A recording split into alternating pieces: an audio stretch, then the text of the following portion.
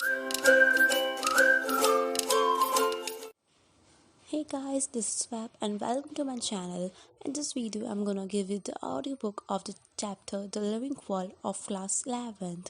I request you to just take a deep breath and listen to it just. So, let's get started.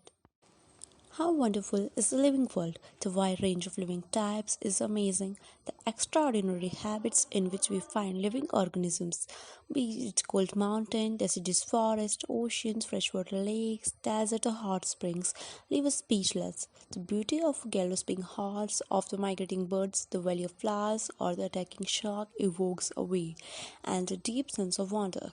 The ecological conflict and cooperation among members of some population and among populations of a community, or even the molecular traffic inside the cell, make us deeply reflect on what indeed alive. This question has two implications within it. The first is a technical one and seeks answer to what living is of composite to the non-living, and the second is a philosophical one and seeks answer to what the purpose of life is. As scientists, we shall not interrupt answering the question. We will try to reflect on what is living.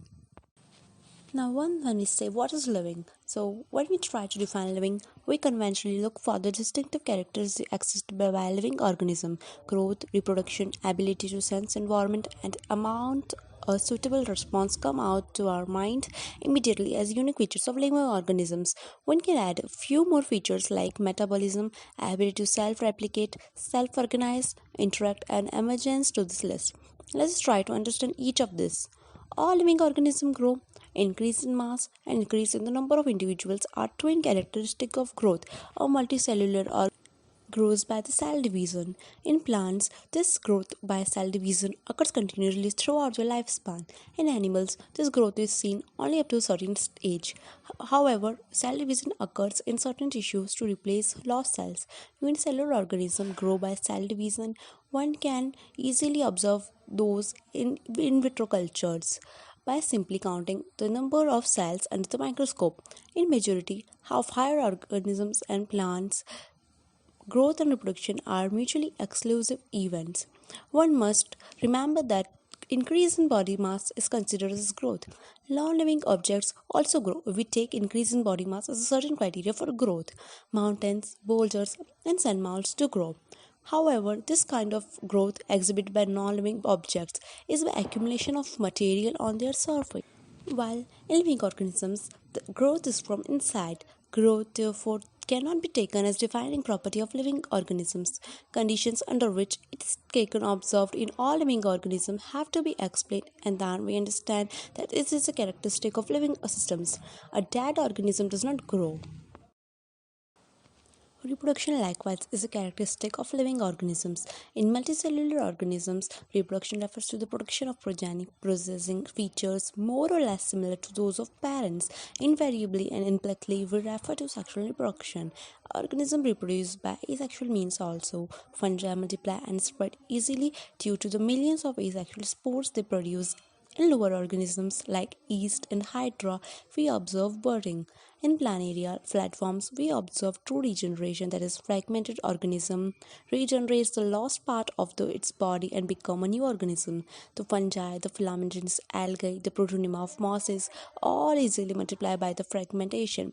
When it comes to unicellular organism like bacteria, unicellular algae or amoeba, reproduction is synonymous with growth, that is, increase in the number of cells. We have already defined growth or equivalent to increase in the cell number or mass. Hence, we notice that in single cell organisms, we are not very clear about the usage of these two terms, growth and reproduction. Further, there are many organisms which do not reproduce: mules, stelae, worker bees, infertile human couples, etc. Hence, reproduction also cannot be an inclusive defining characteristic of living organisms. Of course, no living object is capable of reproducing or replicating by itself. Another characteristic of life is metabolism. All living organisms are made of chemicals, these chemicals, small and big, belonging to various classes, sizes, function, etc., are constantly being made and changed into some other biomolecules. These conversions are chemical reactions or metabolic reactions. These are thousands of metabolic reactions occur simultaneously inside all living organisms, be they unicellular or multicellular. All plants, animals, fungi, and microbes exhibit metabolism.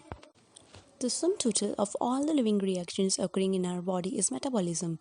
The non-living objects exhibit metabolism. Metabolic reaction can be demonstrated outside the body in cell-free systems. An isolated metabolic reaction outside the body of an organism performed in a test tube is neither living or non-living. Hence, while metabolism is a defining feature of all living organisms without exception, isolated metabolic reactions in vitro are not living things but surely living reactions. Hence, cellular organizations of the body is a defining feature of the life forms.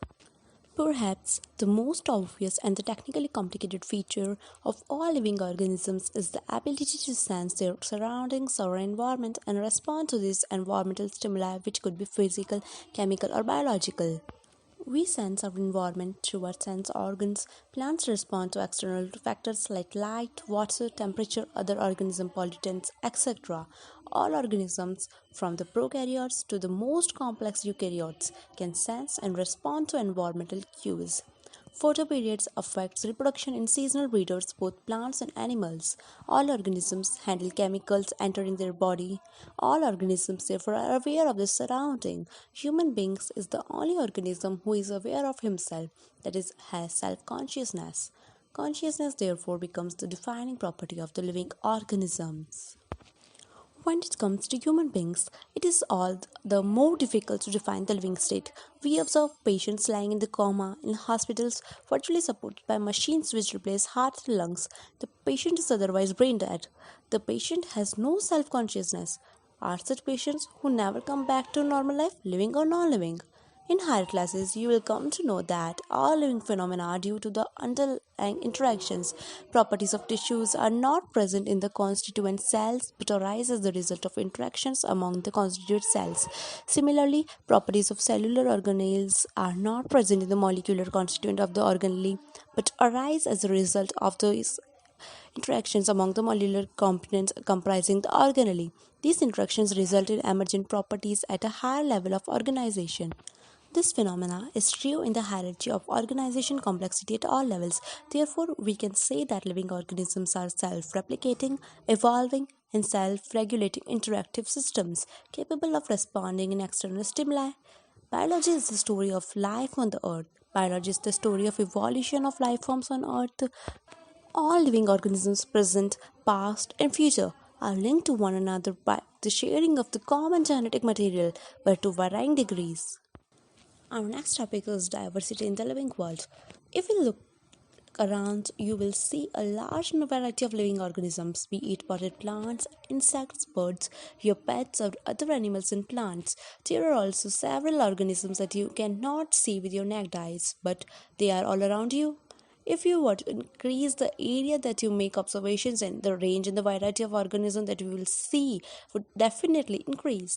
Obviously, if you were to visit a dense forest, you would probably see a much greater number of kinds of living organisms in it. Each different kind of plants, animals, or organism that you see represents a species. The number of species that are known and described range between 1.7 to 1.8 million. This refers to biodiversity or the number and the types of organisms present on the earth. We should remember here that and explore we more new areas and even old ones. New organisms are continuously being identified. As stated earlier, there are millions of plants and animals in this world. We know the plants and animals in our own area by their local names. These local names would vary from one place to place. Even within a country, probably you would recognize the confusion that would create it if we did not find ways and means to talk to each other. We refer to organize and we not talking about. Literally, hence, there is a need of to standardize the name of the living organism such that a particular organism is known by the same name all over the world. This process is called nomenclature. Obviously, Nomenclature or naming is only possible when the organism is described correctly and we know what the organism the name is attached to. This is identification. In order to facilitate the study, number of scientists have established procedures to assign a scientific name to each known organism. This is acceptable to biologists all over the world. For plants, scientific names are based on the agreed principles and criteria which are provided in the International Code for Botanical Nomenclature (ICBN). You may ask how the animals are named. Animal taxonomists have evolved International Code for Zoological Nomenclature (ICZN). The scientific name ensures that the organism has only one name. Description of any organism should enable in any part of the world to arrive at the same name. They also ensure that such a name has not been used or any other known organism. Biologists follow universally accepted principles to provide scientific names to known organisms. Each name has two components, the generic name and the specific epithet. This system of providing a name has two components is the binomial nomenclature. This naming system was given by Corollas Linnaeus, is being practiced by biologists all over the world. This naming system using a two-word format was found convenient. Let us make the example of mango to understand the way of providing scientific names better. The scientific names of the mango is written as Mangifera indica. Let us see how it is a binomial name. In this name, Mangifera represents the genus, while indica is a particular species or a generic specific epithet. Other universal rules of nomenclature are as follows. Biological names are generally in Latin and written in italics. They are Latinized or derived from Latin irrespective of their origin. Second, the first word in a biological name represents the genus, while the second component denotes the specific epithet. Third, both the words in a biological name, when handwritten, are separately underlined or printed in italics to indicate their Latin origin.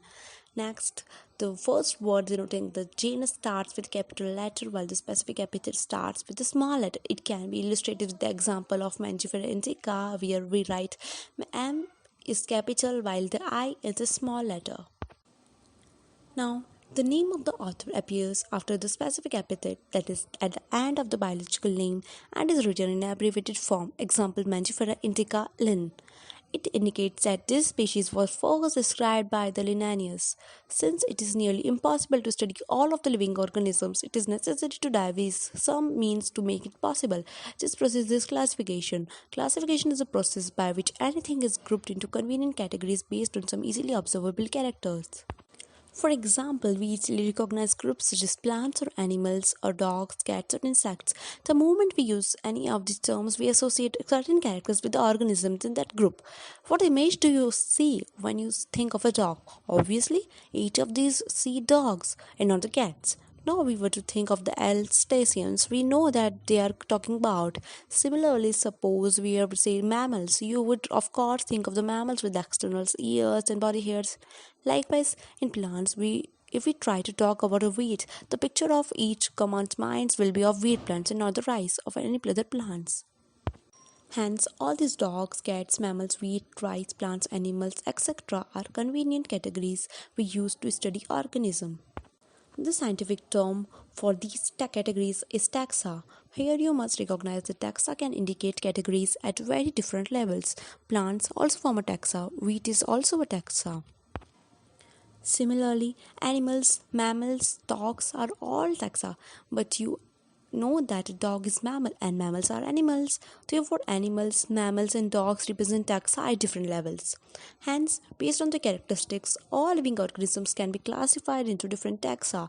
This process of classification is taxonomy, external and internal structure along with the structure of the cell.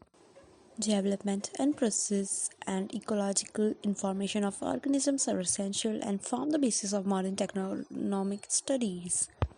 Hence, characterization, identification, classification, and nomenclature are the processes that are basic to taxonomy. Taxonomy is not something new. Human beings have always been interested in knowing more and more about the various kinds of organisms, particularly with reference to their own use. In early days, human beings needed to find sources for their basic needs of food, clothing, and shelter. Hence, the earliest classifications were based on the uses of various organisms. Human beings were since long not only interested in knowing more about the different kinds of organisms and their diversities, but also the relationships among them. This branch of study was referred to as systematics. The word systematics is derived from the Latin word systema, which means systematic arrangement of organisms. Linnaeus used Systema Naturae as the title of the publications. The scope of the systematics was later enlarged to include identification, nomenclature, and classification. Systematics takes into account evolutionary relationship between organisms. Now, our next topic is taxonomic categories. Classification is not a single step process but involves hierarchy of steps in which each step represents a rank or category. Since the category is a part of overall taxonomic arrangement, it is called the taxonomic category, and all the categories together constitute the taxonomic hierarchy. Each category, referred to as a unit of classification, in fact represents a rank and is commonly termed as a taxon. Taxonomic categories and hierarchy can be illustrated by an example. Insects represent a group of organisms sharing common features like three pairs of jointed legs. It means insects are recognizable concrete objects which can be classified and thus were given a rank or category. Can you name such other groups of organisms? Remember, group represent category. Category further denotes rank. Each rank or taxon in fact represents a unit of classification. These taxonomic groups categories are distinct biological entities and not merely morphological aggregates. Taxonomic studies of all known organisms have led to the development of common categories such as kingdom, phylum, or division for plants, class, order, family, genus, and species. All organisms, including those in the plant and the animal kingdoms, have a species at the lowest categories. Now, the question you may ask is how to place an organism in various categories. The basic requirement is the knowledge of the characters of an individual or group of organisms. This helps in identifying similarities and dissimilarities among the individuals of the same kind of organism as well as other kind of organisms. Now, our next topic is species. Taxonomic studies consider a group of individual organisms with fundamental similarities as a species. One should be able to distinguish one species from the other closely related to species based on the distinct morphological differences. Let us consider Mangifera indica, Solanum tuberosum, potato, and Panthera leo, lion. All the three names indica, tuberosum, and leo represent specific epithets, while the first words Mangifera, Solanum, Panthera are genera and represents another higher level of taxon or category. Each genus may have one or more than one specific epithets representing different organisms but having morphological similarities. For example, Panthera has another specific epithet called tigris, and Solanum includes species like Nigrum and Melangara. Human beings belongs to the species Sapiens, which is grouped in the genus Homo. The scientific name thus for the human beings is written as Homo sapiens. So now our next topic is genus. Genus comprises a group of related species which has more characters in common, and in comparison to species of other genera, we can say that genera are aggregates of closely related species. For example, potato and brinjal are two different species but both belong to the genus Solanum. Lion, Panthera leo, leopard, Panthera pardus, and the tiger, Panthera tigris, with several common features, are all species of genus Panthera. This genus differs from other genus Felis, which includes cats. Now, our next topic is family. The next category, family, has a group of related genera, which is still number of similarities as compared to genus and species. Families are characterized on the basis of both vegetative and reproductive features of plant species. Among plants, for example, three different genera, Solanum, Petunia, and Datura, are placed in the family Solanaceae. Among animals with, for example, genera Panthera, comprising lion, tiger, leopard, is put along with genus Felis, cats, in the family Felidae. Similarly, if you observe the features of a cat and a dog, you will find some similarities and some differences as well. They are separated in two different families, Felidae and Canidae respectively. Now, our next topic is the order. You have seen earlier that categories like species, genus, and families are based on the number of similar characters. Generally, order and the higher taxonomic categories are identified based on the aggregates of characters. Order, being a higher category, is the assemblage of the families which exhibits a few similar characters. The similar characters are less in number as compared to different genera included in a family. Plant families like Convolvulaceae, Solanaceae are included in the order Polynomials, mainly based on the floral characters. The animal order Carnivora includes families like Feridae and Canidae. Now, our next topic is class. This category includes related orders, for example, order Primata comprising monkey, gorilla, and gibbon is placed in the class Mammalia, along with order Carnivora that includes animals like tiger, cat, and dog. Class Mammalia has two other orders also. Now, our next topic is phylum. Classes comprising animals like fishes, amphibians, reptiles, birds, along with mammals, constitute the next higher category called phylum. All these, based on the common features like presence of notochord and dorsal hollow neural system, are included in phylum Chordata. In case of plants, classes with few similar characters are assigned to higher category called division. Now, our next topic is kingdom. All animals belonging to various phyla are assigned to the highest category called the kingdom Animalia in the classification system of animals. The kingdom Plantae, on the other hand, is distinct and comprises all plants from various divisions. Henceforth, we will refer to these two groups as animals and plant kingdoms. The taxonomic categories from species to the kingdom have been shown in ascending order, starting with the species in figure 1.1. These are broad categories. However, taxonomists have also developed subcategories in this hierarchy to facilitate more sound with scientific placement of various taxa. Look at the hierarchy in figure 1.1. Can we recall the basis of arrangement? See, for example, as we go higher from species to kingdom, the number of common characters goes on decreasing. Lower the taxa, more are the characters that the members within the taxon share. Higher the category, greater is the difficulty of determining the relationship or to other taxa at the same level. Hence, the problem of classification becomes more complex. Table 1.1 indicates the taxonomic categories to which some common organisms like housefly, mango, and wheat belongs. Our next topic is taxonomical aids. Taxonomic studies of various species of plants, animals, and other organisms are useful in agriculture, forestry, industry, and in general in knowing our bioresources and their diversity. These studies would require correct classification and identification of organisms. Identification of organisms requires intensive laboratory and field studies. The collection of actual specimens of plants and animal species is essential and is the prime source of taxonomic studies. These are also fundamental to studies and essential for training in systematics. It is used for classification of an organism and the information gathered and is also stored along with the specimens. In some cases, the specimen is preserved for future studies. Biologists have established certain procedures and techniques to store and preserve the information as well as the specimens. Some of these are explained to help you understand the usage of these aids. Now, our next topic is herbarium. Herbarium is a storehouse of collected plant specimens that are dried, pressed, and preserved on sheets. Further, these sheets are arranged according to universally accepted system of classification. These specimens, along with their descriptions on the herbarium sheets, become a storehouse or repository for future use. The herbarium sheets also carry a label providing information about the date and the place of collection, English, local and botanical names, families, collector's name, etc.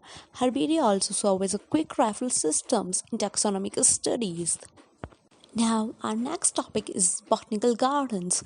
These specialized gardens have collections of living plants for reference. Plant species in these gardens are grown for identification purposes, and each plant is labeled indicating its botanical scientific name and its family. The famous botanical gardens are at Kew, England, Indian Botanical Garden, Howrah, India, and at National Botanical Research Institute, Lucknow, India.